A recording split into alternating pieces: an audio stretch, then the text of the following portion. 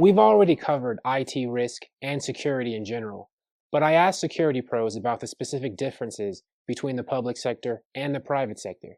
Within the private sector, it's still a CISO or chief security officer driving the various different security-related initiatives within the organization.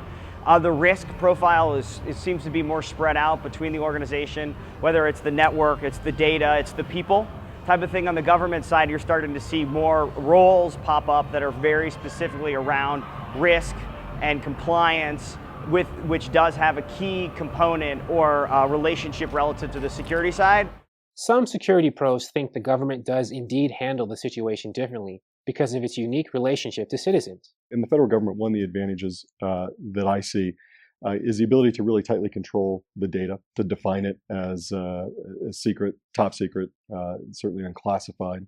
And that tight control that is in place can be used effectively to more effectively control the loss of data, potential loss of data. Government's mission is different than what you would see at a corporation.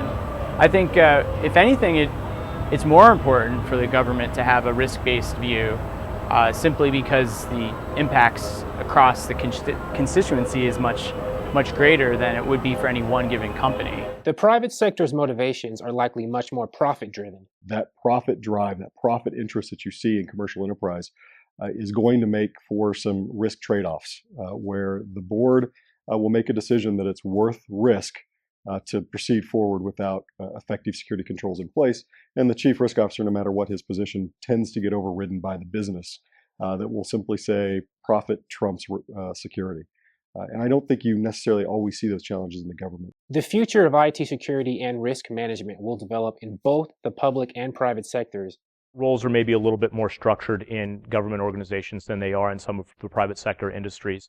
So you may see a little bit more evolution in the private sector than you will in the public sector, but I think that's something that will be borne out over time. For more security news from the Black Hat Security Conference, check out the Black Hat web series on govtech.com.